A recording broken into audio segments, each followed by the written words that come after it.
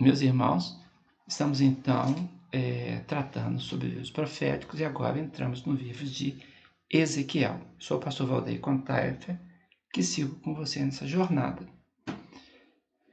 O livro de Ezequiel é um livro profético com muito caráter simbólico. Ele usa visões, profecias, símbolos, parábolas, né?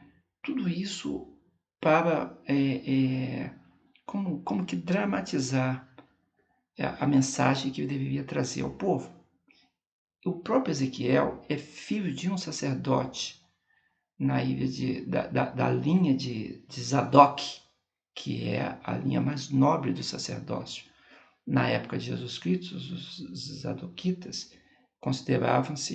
eram considerados sacerdotes mais nobres, tinha uma segunda linha dos sacerdotes menores, né? Então, ele é filho de um sacerdote dessa linhagem, né? Isso está lá em 1 Reis 2, é narrado isso, mas aqui mesmo em Ezequiel, capítulo 1, verso 3, também é narrado e repete depois, no capítulo 44, se eu estou certo. O nome Ezequiel não é proferido em nenhuma outra parte da Bíblia, só que não é repetido esse nome, né? Que significa Deus é o que fortalece, né? Ele começou o ministério dele aos 30 anos, que era próprio, como nós falamos na aula passada, próprio que se começasse com 30 anos, né? Como os sacerdotes agiam. Isso está em Números 4, 3, é uma legislação, né? E só para comparar, né? Que Daniel tinha mais ou menos a mesma idade de Ezequiel, né? Quando eles começaram a tratar. Mas nós encontramos Ezequiel ainda bem novo ainda, estou falando aqui, quando os babilônios entraram em Judá, ele tinha cerca de 17 anos, quando aconteceu a primeira invasão de Judá pelos babilônios em 605 a.C. Foi nessa ocasião, 605 a.C., com 17 anos, que Daniel e os seus companheiros, outros príncipes de Israel, de Judá, quero dizer, foram levados cativos para a Babilônia, né? E 8 anos mais tarde, em 597 a.C., Ezequiel, com 25 anos de idade, é levado também para o cativeiro. Foi preso junto com 10.000 nobres de Jerusalém, né? E junto com eles, a Bíblia fala de artífices e ferreiros que foram levados, esses nobres e esses profissionais altamente qualificados da época, né?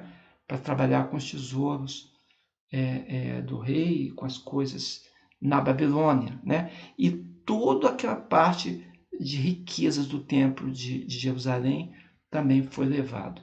Segundo Reis, capítulo 24, verso 13 até o 16, tem essa descrição.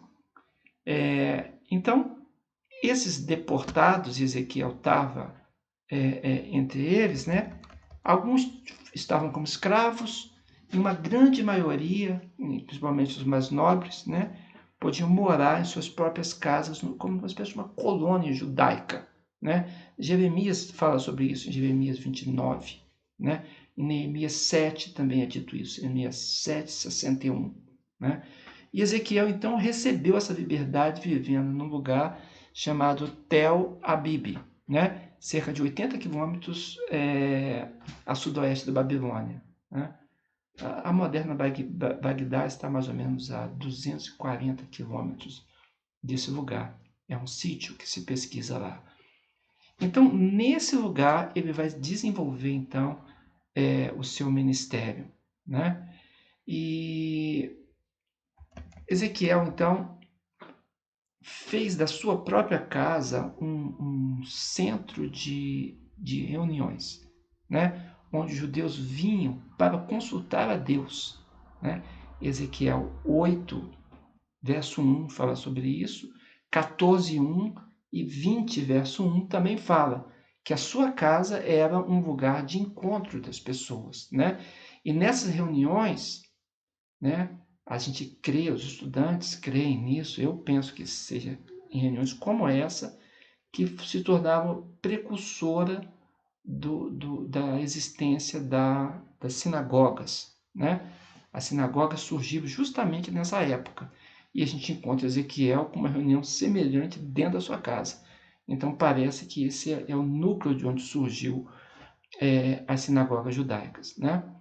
Então foi nesse lugar que Ezequiel recebeu uma carta escrita de Jerusalém, 594 a.C., né?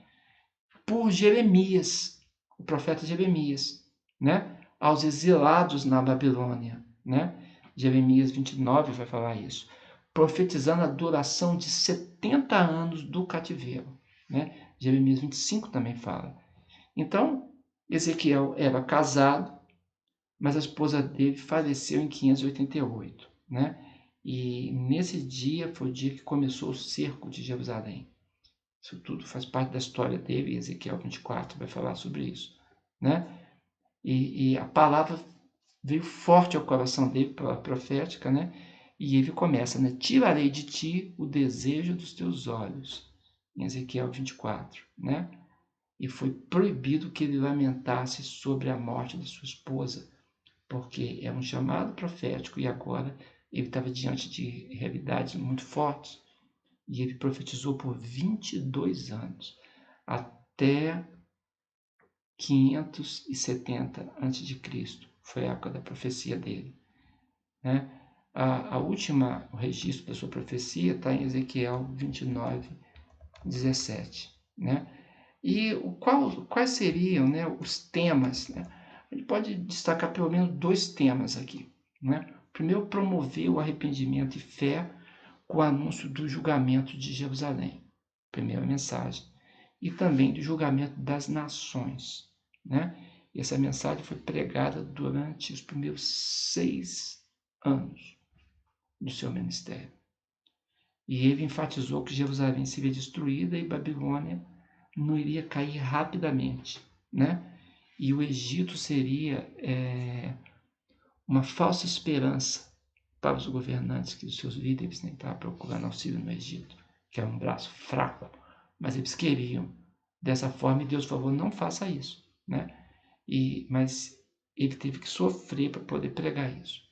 E assim, o segundo tema de importância, estimular esperança e confiança, porque depois de 70 anos o povo voltaria a Jerusalém e ele é movido por Deus, então, para pregar essa esperança e restaurar a restauração do templo que seria reconstruído. Capítulo de 33 até 48 vão falar sobre esse tema da reconstrução. É um profeta pró-reconstrução do templo, né? Então tem muita mensagem para nós, né? Para a igreja hoje, para mim, para você, de esperança em meio às lutas, de não confiar no braço do homem, ter cuidado com as alianças falsas, né? E se submeter à palavra de Deus. É assim que esse livro é apresentado. Convido você a essa leitura e a esse estudo, em nome de Jesus.